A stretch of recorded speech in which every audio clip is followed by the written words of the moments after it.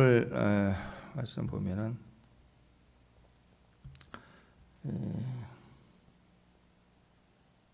다윗의 그 아들 중에서 첫째 아들 암논이 나오죠. 암논. 발음 자체가 별로 안 좋아요. 그냥 암논, 그냥 암놈, 그놈, 나쁜 놈. 이게 나쁜 놈입니다. 제가 보기에는 이게 성격 장애가 있는 환자가 아닌가 싶어요. 그냥 뭐 이렇게 정욕적이다 그런 게 아니고 이렇게 어떤 경계성이 무너진 경계성 성격 장애 뭐 이런데 정신이 아픈 사람이라고 생각이 듭니다. 그 배달한 형제 중에 그 누이 다말이 있는데 이게 이복 동생이죠. 근데 암논이 그녀를 사랑했다는 거죠. 근데 이제 보통 사랑한 게 아니라 그 연민의 정이 계속 크다 보니까 이제 이 상사병에 걸린 거죠. 그래서 견딜 수가 없고 심리적으로 불안하고 거동하기 힘들 만큼 고통스러웠다. 근데 오늘 그 내용을 쭉 보면은 그냥 단순히 사랑해서 막 갈등하고 힘들어하고 알아놓고 다른 게 다 싫고 막 그런 그 일편단심의 사랑은 아닌 것 같아요. 아예 병든 것처럼 뭐 이렇게 흉내내고 하는 거 보면 그건 연기하는 거죠. 그러니까 진짜 사랑을 했던 건 아닌 것 같아요. 그리고 그 과정을 보면 절대로 그건 사랑이 아닙니다. 사랑하면 물론 정상적이지는 않을 수 있겠죠. 초정상이죠, 초정상. 신앙처럼 사랑하면 초정상이지 비정상으로 가진 않아요. 사랑한다고 자기의 이성과 자기 정신 이상의 어떤 흥분이 있다고 그게 비정상으로 간다. 그건 사랑이 아니라는 거죠. 물론 정상 같지 않아 보이지만 초정상이죠. 우리 안에 기쁨을 주고 막 갈망하게 하고 이전에 자기 행동, 자기가 원칙으로 삼았던 게 다 무너지고 그렇게 해서라도 사랑을 얻고 싶은 마음이 생기고 이렇게 바뀌어지게 돼 있는 거죠. 이게 남이 볼 때 뭔가 달라진 것 같은데 그게 사회에 악이 되거나 누구를 피해를 주거나 또 이렇게 정상적이지 비정상적인 행동을 하지 않는다라는 것입니다. 사랑한다는 그 감정을 알겠는데 그 사랑에 대한 반응을 보면 초정상인지 비정상인지 또 초현실인지 비현실인지 그게 확인해 봐야 되는 거죠. 그래서 이 사랑하는데 그 사랑한다는 그 중심은 막 너무 간절한데 집착하거나 애착하거나 막 스토커하거나 사이코패스, 소시오패스적인 그런 모습들을 보인다. 그건 절대 사랑이 아닙니다. 그건 아픈 거예요, 아픈 거. 그래서 뭐 누가 나한테 사랑한다고 이렇게 고백을 한다 그러면 저 사람이 진짜 사랑이지 아니면 아파서 하는 얘기 잘 알아야 돼요. 누가 아파가지고 하는데 너무 오래간만에 들어본 말이에요. 나를 사랑한다니. 그래가지고 그 아파서 하는 사람의 말을 듣고 후딱 그 반응했다가 인생이 홀랑 망치거든요. 그래서 이 사람이 아파서 아픈 사람이 지금 자기 감정에 비정상으로 나를 사랑하는 건지 아니면 진짜 사랑하는 건지 그 감정만 보고 그 흥분만 보고 우리가 판단할 게 아니라 보면은 그게 비현실적이고 비정상적인 모습들이 보인다고요. 그럴 때 이건 사랑이 아니구나. 이런 사람들의 특징이 굉장히 잘해주거든요. 자기가 꽂힐 때는 뭐 보통 사람에 비교할 수 없을 만큼 잘해줘요. 근데 애착, 집착 이게 점점 심해지면서 뭔가 비정상적인 행동을 하죠. 그 대표적인 예가 요즘에 이제 동성애 같은 거 아니겠어요? 그래서 그 사랑이 돼, 자기들은 사랑이 돼. 우리의 사랑을 막을 수가 없다. 커밍아웃, 나는 동성애자다 하고 막 무슨 신앙 고백처럼 세상에 알리고 우리끼리 사랑하게 해주세요. 세상의 법이 우리를 갈라설 수 없습니다. 막 이러고 남자들끼리 부부가 되게 해주세요. 법안 바꿔야 됩니다. 이거 우리의 사랑을 바꿔야 됩니다. 막 이렇게 외치는데 그 사랑이 아니에요. 비정상이죠. 초정상이 절대 아닌 거예요. 왜 그러냐면 그 차별을 외치는 사람들의 그 모습을 보면 순수한 사랑, 우리가 생각하는 일반적인 정상의 상황이 갈라놓을 수 없는 특별한 사랑의 의식이 있다면 그게 초정상으로 가야 돼요. 근데 사는 모습이나 상황을 보면 전부 비정상적인 행위를 합니다. 거기에 계속된 그 어둠의 행위들을 보면 정상적이지 않는 행동들을 계속하는 그런 사람들이죠. 그래서 우리가 그걸 가지고 분별을 해야 되는데, 자, 오늘 본문에도 보면 14절 보면은 좋아한다고 하는데 억지로 그 동침을 하죠. 성폭행했다는 거. 억지로 합니다. 근데 두 번째 15절에 보니까 좋아한다고 하는데 또 몸을 더럽히고 나서는 곧바로 무슨 다중인격이처럼 귀신 들린 사람처럼 아니 180도가 바로 그 즉시 바뀌어가지고 다른 인격이 돼요. 겁탈하고 나서는 이제 심히 미워했대요. 미워했는데 어느 정도냐? 이전에 막 상사병 걸릴 만큼 막 좋아했던 그 극단적 좋아하는 것보다 더 싫어하는 미움이 막 죽이고 싶은 마음이 더 컸다는 거죠. 그래서 종들을 불러다가 문 밖에 쫓아버리고 문빗장 걸어버렸어요. 그러니까 이게 좀 병이죠. 이게 정상적이지 않습니다. 왜냐하면 지금 이 사건이 그냥 갑자기 어떤 즉흥적으로 일어난 그런 사건이 아니라 이게 지금 다 알려주고 보고가 될 거 아니에요. 특히 이 사건은 다윗을 왕을 불러다가 아프다고 하니까 병문안 오는 왕에게 거짓 연기해서 부탁을 해서 오게 했고 이런 일이 벌어지다 그러면은 보통 가정에서도 있을 수 없는 일 아닌가요? 그런데 이런 일이 되면 그 뒷감당을 어떻게 해야 되는가 아무 생각이 없어요. 아무 생각이 없는 거죠. 특별히 그 13절인가요? 보니까 12절 13절에 보면은 얘기를 하잖아요. 욕보이지 말라. 막단치 않다. 어리석다. 너도 어리석다. 아니면 이게 사랑이라면 진짜 왕에게 말씀드려서 정식적으로 결혼해라. 이렇게 얘기를 하잖아요. 그러니까 이게 사랑이 아닌 거예요. 극단적으로 단발에 막 싫어해서 막 죽어도 난 결혼 안 해. 막 이렇게 하니까 억지로 겁탈을 했다. 그게 아닌 거예요. 이 정도 오면은 결혼하겠다. 물론 이 상황을 벗어나기 위해서 하는 소리일 수도 있지만 어쨌든 뭐 극단적으로 저항한 게 아니고 그냥 정상으로 할 수 있는데 왜 그러니? 그런 차원에서 얘기할 때 보통 사람이라면 생각하고 나만 사랑하는 줄 알았을 때 너도 오케이 하는구나. 그러면 그치 아버지께 가자. 뭐 이렇게 할 수도 있겠죠. 근데 그게 아니라 억지로 겁탈을 했다. 그 말은 이게 사랑이 아닌 거예요. 사랑이 아닌 거죠. 그리고 내쳐버리고 문을 잠갔다. 엄청난 수치와 상처를 주는 것입니다. 이게 병입니다. 병. 미친 듯이 좋아했다가 곧장 미워하고 경멸하고. 그래서 요즘 그 시대가 그런 옛날도 있었겠지만 요즘에는 이제 뉴스거리가 돼서 더 많아져 보이기도 하지만 사실 또 그런 것 같아요. 왜냐하면 사회가 그렇게 되어져 가는 걸 보면 그 막 사랑한다고 했다가 헤어지자는 말 나올 때부터 스토커로 변하고 아주 사람을 폭력하고 막 집 쫓아오고 그 뭐 가끔 보도를 보면 그 여자친구 그 부모님들까지 가서 막 칼부림하고 뭐 그런 사건들을 보십시오. 그러니까 그게 사랑이라기보다는요 자기 애죠. 또 자기 경계가 무너져 있는 성격 장애가 있는 거예요.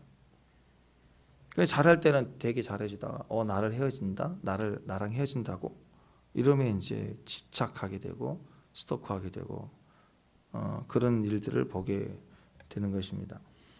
그러니까 이런 특징이 있습니다. 이게 그 좋아할 때는 미친 듯이 좋아했다가 또 갑자기 막 경멸하고 막 미워하고 죽을 듯이 좋아했다 죽을 듯 싫어하고 싫어하는 정도가 아니라 막 미워하는 거죠. 사람이 원래 그 심리적으로는 시간이 마지막 때가 될수록 약해져요. 심리적으로 약해져요. 그 이유가 중심에서 벗어나니까. 모든 것은 중심이 있어야 돼요. 집도 기둥이 있다는 것은 중심을 잡고 있다는 거 아니에요.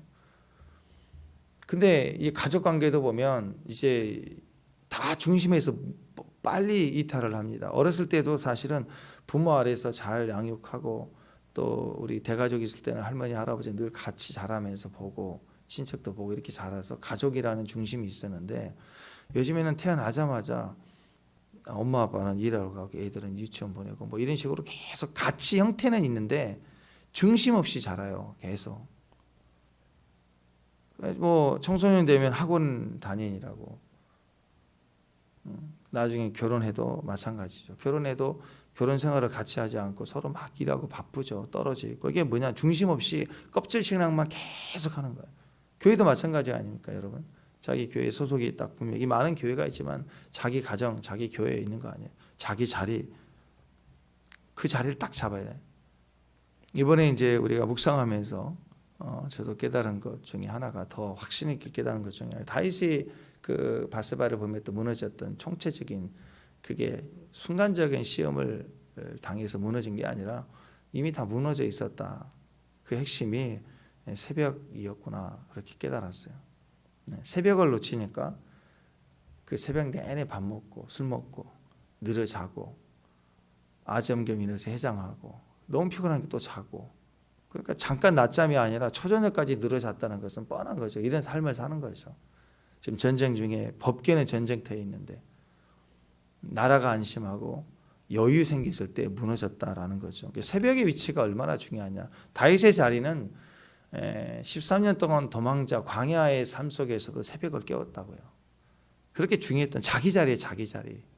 꾸준히 자기 자리가 있는데 자기 집, 자기 가정, 자기 위치, 자기 자리, 자기 교회 잃어버리면 거기서부터는 심각하게 무너집니다.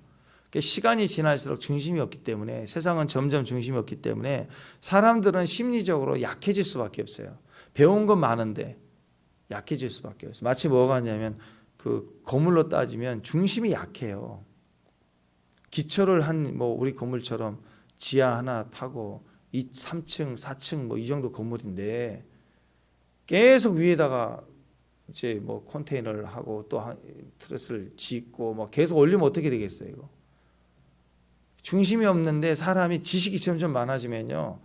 이게 조그만 자극이 와도 흔들리고 금가고 무너지게 되어 있습니다. 그래서 사람이 마지막 때가 될수록 심리적으로는요.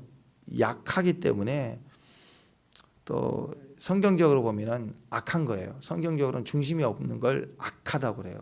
그러니까 여러분 약하다는 말에 동정심을 가지면 안 돼요. 약한 건 악한 거예요. 이게 태어났을 때 어린아이의 약함은 봐주죠. 부모가 있으니까. 근데 대통령이 약해 보세요. 국방부 장관이 약해 보세요. 장군이 약해요. 매일 성격 장애에다가 우울 불안하고 약해요. 왜? 스트레스가 너무 심해서요.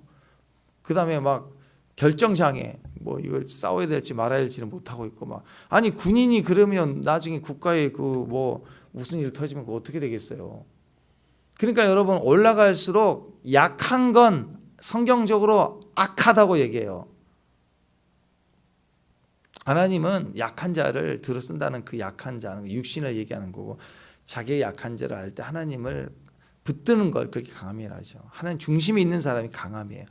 그래서 세상적으로는 약하고 강하다는 게 물질로 보고 지위로 보지만 하나님 앞에서는 약하고 강한 것은 하나님이 있고 없고예요. 그래서 약한 자들은요 악한 거예요.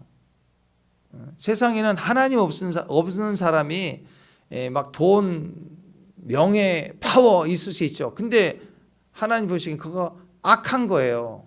그리고 그게 약한 거라고 아무 쓸데없어요. 하나님 앞에서는 다 무너져요. 바로도 무너지고 바벨론도 당시 최대의 강대국이 다 무너질 수밖에 없는 거예요. 근데 세상적으로는 약해요. 아무것도 없어요. 그러나 하나님이 있다면 그런 강한 자예요. 그래서 성경적으로는 약한 게 악한 것이 됩니다. 세상 법정에서는요.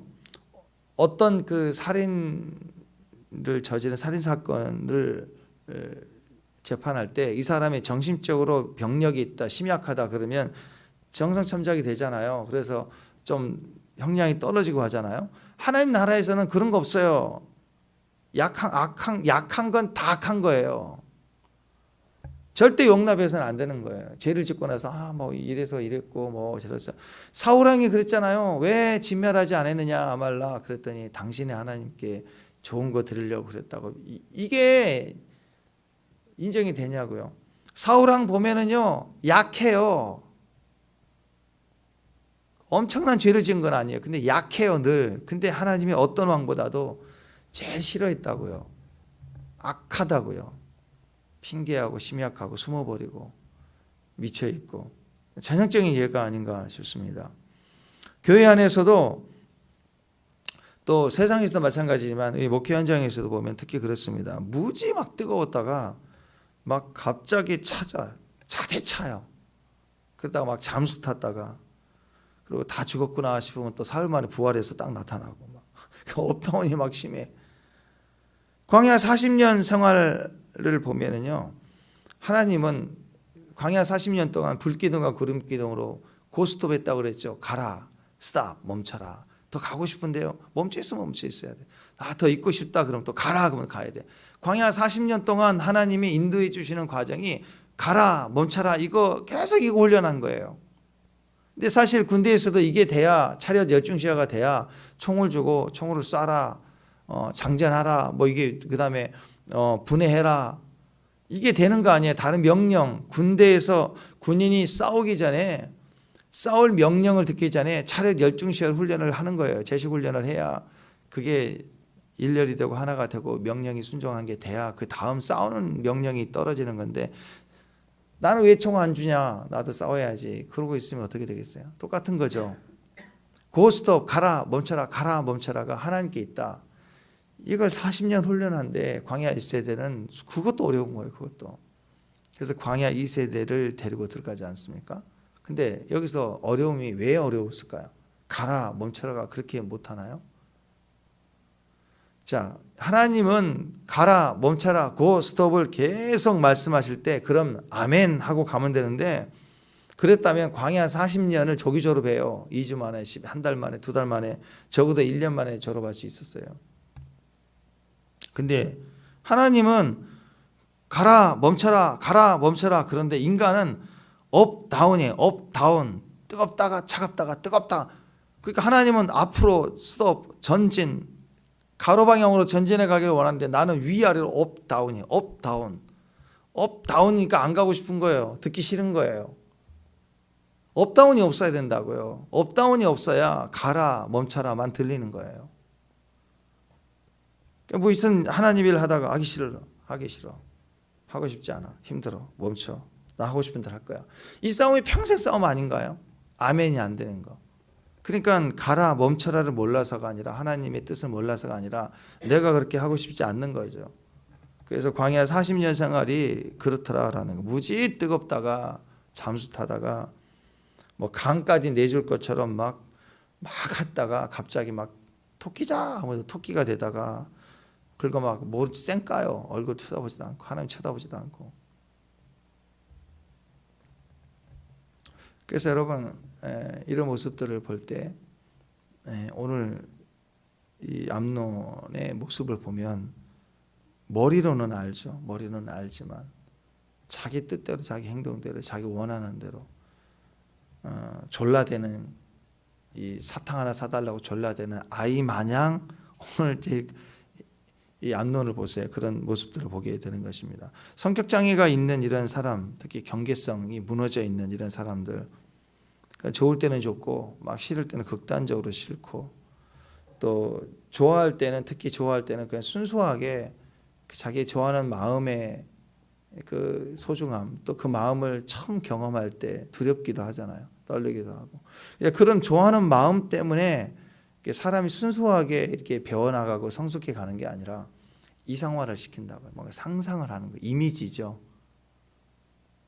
사이코패스나 이런 집착하는 사람들은 자기가 좋아하는 그 대상에다가 내가 좋아한다는 나를 반영을 해요. 우상이 그렇잖아요. 이렇게 막 제일 큰 힘이 뭐냐? 내가 보기에는 산속에 우리 곰이 제일 세다. 그럼 곰을 새겨서 신이라고 형상화할 때 나의 신이라고 나를 반영을 한다고요. 그러니까 상대가 너무 순수하고 아름다워서 사랑하는 게 아니라 그 사랑의 시작에다 나를 반영을 하기 시작해요. 나를 쏟아내기 시작해요. 나를 거기다가 이미지화해서 섬기게 되니까 그 사람이 아닌 거예요. 우상이 되는 거죠. 내가 이렇게 쏟아내고 내가 이렇게 사랑하는데 내가 하고 싶은 대로 안 되면 어떻게 돼요? 거기다 심각하게 반감이 생기고 미움이 생기겠죠. 안 될 수도 있죠. 인격이니까. 싫어할 수도 있는 거죠. 근데 내가 이렇게 나를 반영해서 쏟아냈는데 네가 나를 사랑하지 않아? 거절했어? 그러면 거기에 그 인격적 관계에서 배워나가는 게 아니라 나의 힘을 사용해서 복수를 하고 보복을 하기 시작하는 거예요. 그 실망스러울 때 그렇게 변해진다라는 거예요. 그러니까 이런 사람들 특징이에요. 좋을 때는 막 간까지 쓸개까지 다 꺼내줄 것처럼 막 그렇게 반응을 보이다가 조금 서운하면요, 또 실망스러우면 막 경멸해요. 그리고 갑자기 막 개쓰레기라고 얘기하고 기준이 없는 거예요. 기준이. 그러니까 그때 보면은 상대와 인격적 관계에서 뭐 부딪힘이 생겼다가 아니라 자기 자신의 기준이 없고 그리고 자기 안에 상상화를 가지고 사는 거구나, 이런 거죠. 자, 그러면 이런 사람들이 있으면 주변의 사람들이 점점 없어지겠죠. 누가 함께 하려고 하지 않습니다. 왜냐하면 지금은 내 편이라고 좋아하지만 나도 조금 지나면 그 사람은 나를 개쓰레기라 할 거 아니에요. 그래서 사람들 눈치 보고는 살살 피하고 주변에 없어지기 시작합니다. 거리를 두고 어쩔 수 없이 있다가 피하고 결국은 그 관계가 끝나거나 어려워지면 다 떠나가게 돼 있습니다. 학창 시절 친구 사이, 또 힘들게 내던 직장 안에서 관계 속에서, 또 연인 사이에서도 예쁘니까 뭐 멋지니까 조금은 더 견딜 수는 있겠죠. 그러다 아니다 싶으면 막 좀 뭐 거리를 두고 개쓰레기라고 소리 한번 듣고 그리고 안 보면 되잖아요. 직장에는 친구 사이도 그렇고 연인 사이도 헤어지면 되는 거예요. 근데 여러분 결혼 이후에 보니까 상대가 그렇다 그러면 그거 어떻게 하는 거예요? 미치는 거죠. 인생이 꼬이는 거죠. 그냥 슬프고 힘들고 견디는 문제가 아니라 인생이 망치는 거예요. 이런 사람들은요, 사람들을 사귈 때 단시간에 친해집니다. 급하게 친해져요. 급속. 어제 처음 만나고 얘기하다 한 번 말 트면 그 다음날 그냥 베스트 프렌드예요. 그냥 발장 끼고 너무 친해져 있는 거예요. 그래서 어느 날 보면은 원수가 돼 있어, 말도 않고. 이 경계성 성격 장애의 특징적인 예입니다. 사귐과 헤어짐 경계가 없어요. 극단적으로 내 편, 극단적으로 개쓰레기 하고 딱 정지하면 더 이상 안 보죠. 근데 여러분, 사람 사귐은 절대로 그렇게 가면 안 돼. 이게 자기중심적이라 그렇죠. 인간이 창조 사역을 보면은 죄를 짓고 나서 바로 그랬죠. 바로 너 왜 따먹었니? 그랬더니 당신이 내게 준 저 여자가 그렇게 하면서 당장 내치잖아요. 똑같은 거예요. 모든 핑계를 상대에다 주기 시작한 죄가 우리를 그렇게 만들기 시작했다. 그래서 사람들이 가장 가까운 상대를 비난하기 시작하니까 자기 안에 이상화가 생기겠죠. 나의 가장 좋은 남편, 나의 좋은 가장 아내, 나에게 도움이 될 친구는 이래야 돼라는 상상을 하게 되고 그걸 기준으로 하고 살기 때문에 거기에 조금 색깔이 맞으면 되게 좋아하고 아니다 싶으면 또 원수로 삼고, 이게 반복되기 시작하죠. 이런 관계라면 사람 관계를 못하는 거예요. 못하는 정도가 아니라 병 들어가고 있는 거죠. 여러분, 창조 역사를 보면은요, 하나님이 천지 창조를 할 때는 6일 만에 다 하셨어요. 그리고 각각은 그 순간 하루 만에 다 하신 거죠. 하루지만 사실은 질서를 따라서 하신 거고, 뭐 1초 만에 다 할 수도 있겠잖아요. 그냥 빛이 있으라, 그걸 그냥 하루 간격을 두고 그 다음에 또 일을 하신 거지, 사실은 하나님이 천지 창조를 하실 때는 즉각적으로 다 하셨다고요. 자, 그런데 이스라엘 백성들을, 노예된 그 백성들을 끌어다가 가나안에 하나님 자기 백성 만드는 데는 40년 걸렸어요. 초자연적인 기적의 역사로 하늘, 땅, 해, 달, 별 만드실 때 이 창조의 역사는 1초도 안 걸려요. 하나님께 너무 쉬운 거예요. 근데 사람은 어렵습니다. 사람은 만나고 사귀고 교제하고 함께하는 일은요, 하나님도 오래 걸리세요. 40년 걸려요. 그럼 지금 여러분과 제가 만나고 있는 관계 속의 사람들이 우리가 다 아는 게 아니에요. 몰라요. 그 사람을 몰라요. 함부로 판단하면 안 돼요. 끝까지 가봐야 되는 거예요.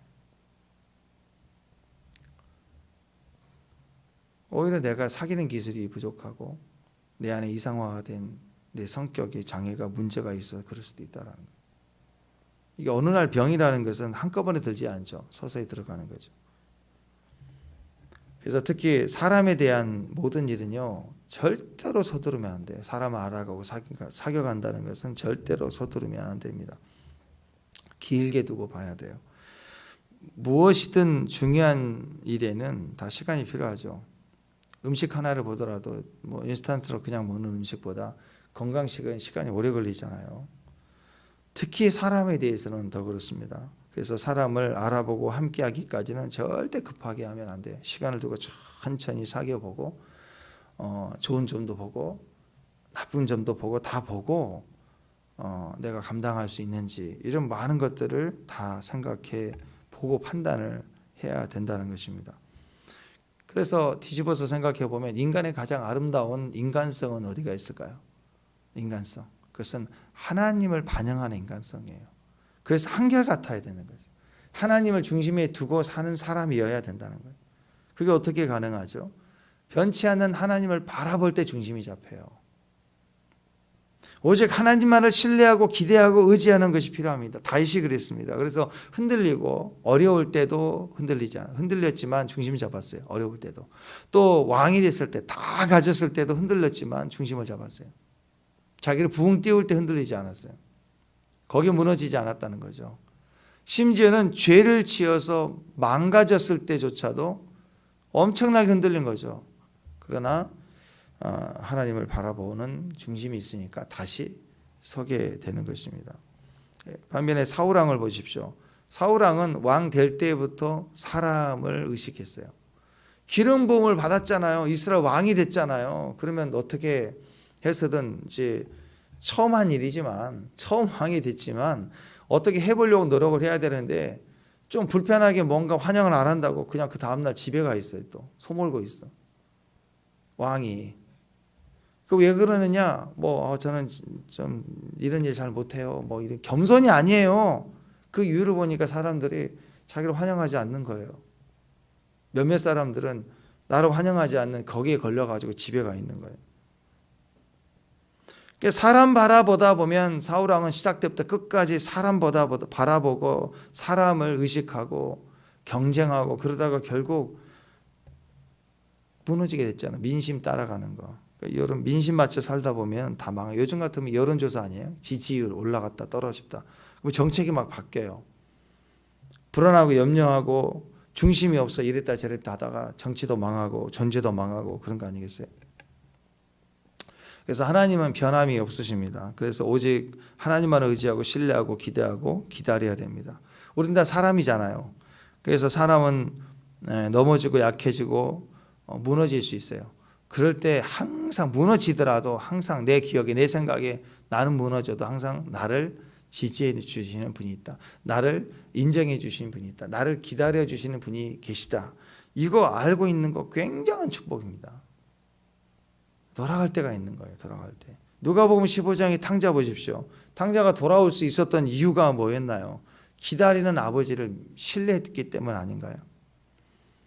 아버지 아들이라는 일컬음을 감당치 못하겠으나 뭘 하나 믿었느냐? 우리 아버지 집에는 품꾼도 먹더라. 품꾼도 신뢰해 주더라. 인정받아 주더라. 그러니까 내가 품꾼의 하나로 가면 받아줄 것이다 라는 신뢰가 있어서 믿는 구석. 다 등지고 다 무너지고 다 깨져도 항상 나를 기다려 주시는 분이 계시다. 언제든지 환영해 주는 집이 있다. 그게 우리에게 축복이 된다 그렇습니다. 된다는 것입니다. 교회가 그렇잖아요. 교회가 그래야 되지 않겠어요? 율법만 가지고 있으면 안 돼요. 교회가 무슨 클럽도 아니고 공의, 정의, 옳은 것 맨날 이런 거 가르치고 따지고 아닙니다. 율법만 있으면 안 돼요. 사랑이 있어야 됩니다.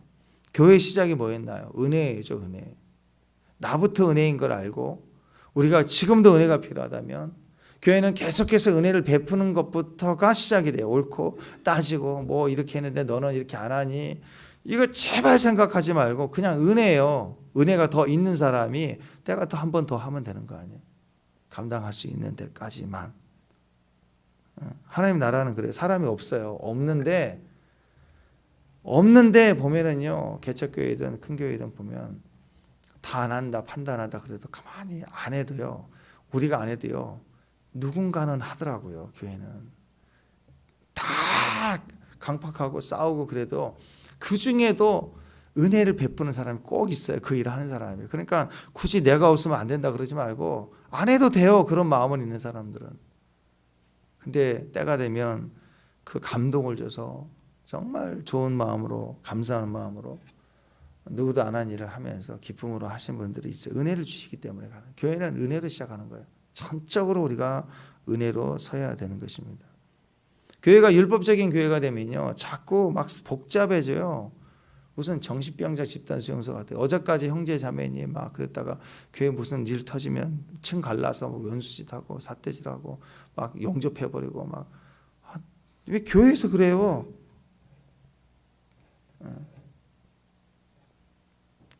막 고소하고 막 내가 보세요. 둘 다 옳은 거 아니에요? 둘 다 옳다고 하는 거 아니에요? 한쪽은 옳고 한쪽은 나는 불법이야 하고 싸우는 거 보셨어요? 다 옳대요. 나도 옳다, 너도 옳다. 그러니까는 법정 싸움 가는 거예요. 늘 싸우고 숨기고 숨고 정의, 공의, 억울하다, 부르짖고 불법이다 소리 지르고 고소하고, 그럼 점점 폭력적으로 바뀌고. 그래서 정치인도 그렇고요. 특히 연예인들 보면 제일 불쌍한 게 뭐냐?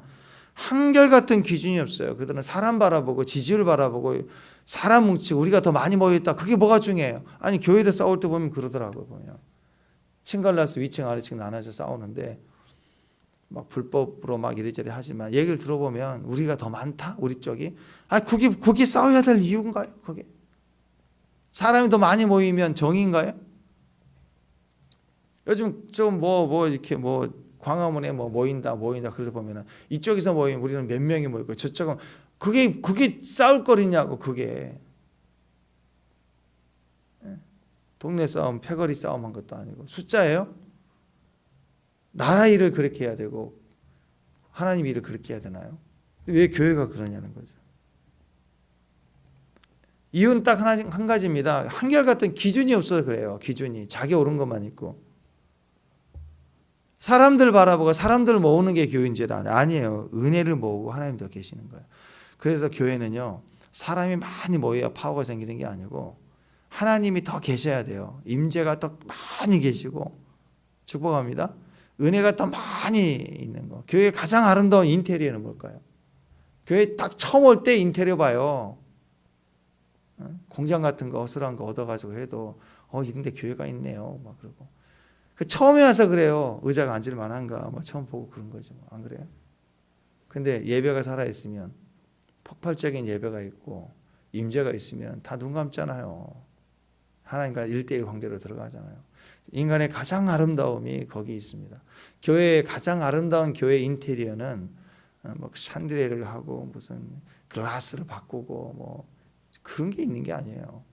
성도가 거룩한 신부들로 아름다운 영성의 사람들이 두세 사람이라도 모여서 예배할 때 가장 아름다운 교회의 이미지는 영성에 있다라는 것입니다. 사람 따라 움직이고 지지율 따라가는 정치나 이런 인생 판단은요, 결국 사람 보고 의지하다가 인기라는 것은요 오래 못 가거든요. 금방 식어요. 특히 연예인들 보세요. 중심 없잖아요. 그건 말 한마디 했다가 소신 발언했다가 지지율 떨어질까 봐, 인기 떨어질까 봐, 또 드라마 하차할까 봐, 또 그 다음날 성명서 발표하고 잘못했다 그러고. 왜 그래요? 왜 인기가 없어. 인기에 의해서 목숨이 왔다 갔다 하니까 제일 불쌍하다고 생각해요. 정치인도 그렇고요. 하나님 믿고 의지한 사람은 안정되고 흔들림이 없지만 사람 의지하는 수준은 늘 요동하고 불안하고 여론 보고 또 이렇게 뉴스 보면서 사건에 민감하게 반응을 한다라는 것입니다. 그래서 하나님 없는 사람들은 이렇게 극단적으로 가면, 더군다나 뭐 일반 사람들 같은 경우는 그렇게 뭐 그냥 말지 뭐 그냥 막노동하지 이럴 수 있지만 그런 세계에서 그렇게 쉽게 돈을 벌고 위치에 있던 사람들은 그걸 못 놓죠. 그러니까 상황은 크고 중심은 없고 이렇게 허당으로 살다 보면 미쳐가는 거예요. 미쳐. 결국 자살률이 많아질 수밖에 없는 것도 그런 구조 아니겠습니까?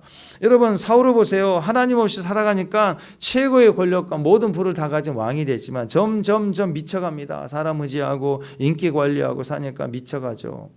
왕으로 세워질 때부터 생긴 중심이 없는 그 증상이 결국 힘들어하고 미쳐가고 악령이 시달리고 그러잖아요. 사울만이 그런 게 아니라 사실 우리가 다 그래요. 사람들 인기, 지지율 민감하니까 뭐 사울은 천천, 다윗은 만만하니까 막 거기에 꼭지 돌잖아요. 아니 그럴 수 있죠. 귀엽잖아요. 그리고 이긴 것에 감사하고 또 좋은 인재가 생기니까 좋은 감독처럼 스카웃에서 또 경기 얘기하지 그런 마음으로 자기 부하잖아요. 또 충성되고 잘 키우면 되겠다. 이런 마음을 가져야 되는데 그때부터 경쟁 마음을 가져요. 경쟁. 또 다윗을 도왔다고 해서 그 도액을 시켜가지고 제사장 85명을 닭살해버리고 짐승들까지 다 죽여버렸거든요. 이건 학살이 항상 학살. 또 다윗 잡겠다고 왔다가 두 번이나 다윗이 죽일 수 있었지만 또 살려줬잖아요. 그랬더니 내 아들아 그러면서 네가 나보다 의롭다 하고 막 울고 부둥켜 안고 뭐 가족 상봉하고 그리고 돌아가잖아요. 막 진짜 정이 많고 의리남과 있고 그리고 그 다음날 또 다윗이 나타났다 그러면 또 잡으러 가자 저 원수하고 막 업다운이 심하죠. 그러니까 여기 보면은 암논이나 사울이나 다 그런 사람의 뿌리를 두고 사는 사람 집중하고 사람 의식하고 저 원수 제거할 때까지 막 칼을 갈고 그럼 제거하면 행한이네 안 그래 또 원수를 잡고 또 누가 하나 사랑한다 그러면 그 얻을 때까지 집착하고 얻어지면 또 버리고 이건 절대 사랑이 아닌 거예요. 병이죠 병. 점점 그런 시대가 되어져 가고 있어요. 흔들리지 않는 믿음 주소서. 낭망하지 않는 믿음 주소서. 그러잖아요. 오늘 사울이나 암논을 보시면 마음 한번 흔들리면 경계가 무너지고 앞뒤가 없고 조금 실망하면 믿을 놈 없다고 막 상처받고 또 조금 마음에 안 들고 힘들면 우리가 마음에 들면 우리가 남이가 그랬다가 조금 배신이다 싶으면 쓰레기라고 그러고 칼을 들고 공격해 들고 이런 식으로 간다면 이건 하나님의 일을 할 수가 없고 인생 자체도 힘들 수밖에 없다라는 거죠. 옆에 사랑하는 사람이 있을 수 있어요. 사랑하는 사람은 그래도 그런 모습이 있을 때 또 끝까지 지켜주겠죠. 다 떠나가도. 근데 문제는 계속해서 출혈하듯이 누군가는 그렇게 품어주고 아프고 옆에 있을 때 조금 변화가 되긴 하지만요. 이거 계속 할 수가 없어요. 문제는 뭐냐? 계속 돌봐주는 그 사람이 나중에는 죽어가니까. 다 떠나갈 때 지켜주는 분이 있거든요. 부모들도 있고 친구도 있고 끝까지 돌봐주는. 근데 그 사람도 오래 못 가요. 지쳐가니까. 좋게 말해서 한번 흔들리고 마음 상하면 경계가 없다. 이런 식으로 말하지만 사실 보면 미친 거예요. 미치면 가족도 힘들어요. 병수발도 오래되면 힘들잖아요.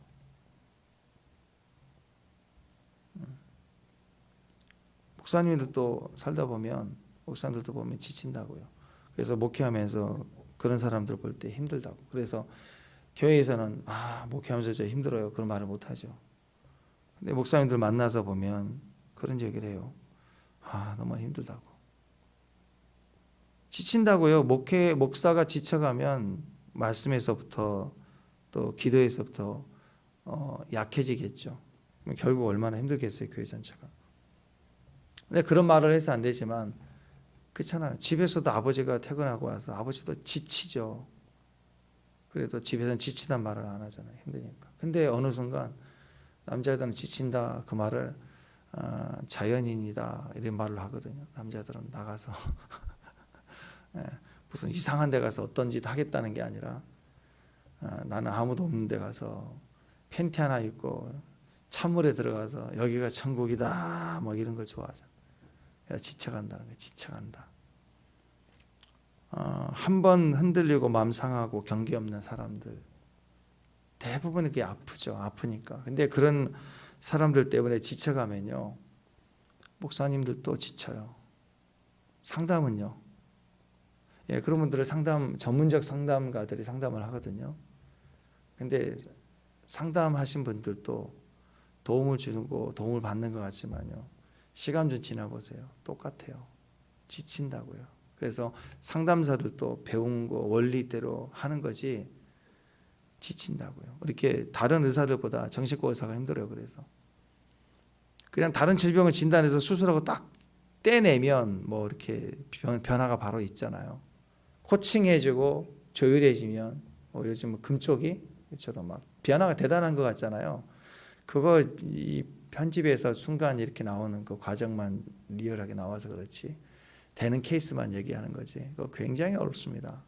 그리고 또 다른 부분에 있어서 또 문제가 올라오게 돼. 사람의 내면이라는 것은 엉켜있기 때문에 그 문제 거기에 변화만 오는 거지. 그 다음 관계는 계속될 수밖에 없는 게 인간의 모습이에요. 지친다고. 상담사들도 그래서 딜레마에 빠져요.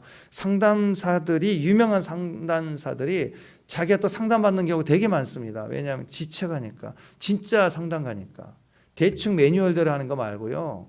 그래서 상담소에 상담사들이 유명한 상담소인데 직원들끼리 또 싸워요. 맨날 사회복지하면서 대판 또 싸운다고. 상담이 필요해.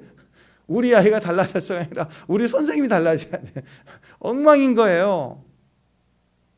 세상이 그렇다는 거예요. 그러니까 이런 경계가 무너진 이 세상에서 뭔가 원칙을 가지고 간다는 것은 인간적으로 말씀드립니다. 답이 없어요.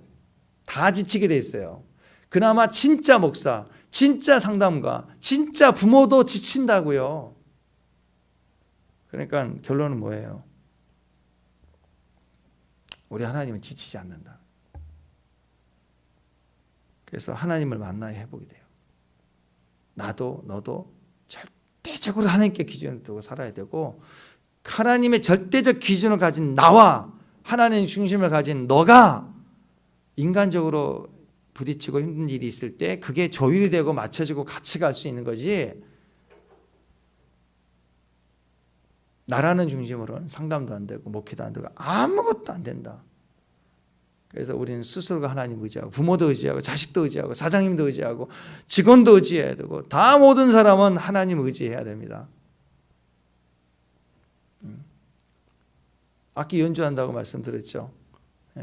피아노, 열대, 또 드럼, 트럼펫, 색소폰 다 악기가 있는데 여러분 악보 하나를 공유하면요 아름다운 음악이 될 수 있어요. 근데 악보가 다 달라. 시작 그러면은 잡음이죠. 그건 뭐. 그러니까 나도 너도 우리가 다 절대로 지치지 않는 하나님 붙들어야 돼요.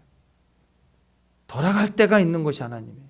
그거 의지하고 갈 때 우리가 치유되고 회복되고, 그리고 이런 아픔이나 고난, 고통, 가정 안에서부터 시작해서 이런 일들이 우리 안에 치유가 되고 회복이 되는 거죠. 신뢰할 수 있는 분은 하나님밖에 없습니다. 예배 안에 들어가십시오. 예배 안에서 하나님을 신뢰하고 주님과 함께 동행하는, 또 기도로 신뢰하고 믿음을 보이고, 우리 안에 이 모습이 우리를 승리하게 한다는 것입니다. 세상이 나를 둘러진치고 나를 둘러싸고 나를 위협할지라도 두려워하지 마십시오. 하나님이 우리와 함께합니다. 그분을 신뢰하십시오. 기도로 신뢰하는, 그래서 승리하는 저와 여러분 되시길 바랍니다. 기도하겠습니다. 어떤 상황에서도 하나님, 지치지 아니하시는 하나님, 내가 나도 나를 지치고 나에 대해서 실망스러울 때라도 하나님은 나에 대해서 또 이 세상에 대해서 어떤 상황에서도 한결같으신 주님을 의지합니다. 오늘 또 주님 우리를 인도해 주옵소서. 예수님의 이름으로 기도합니다.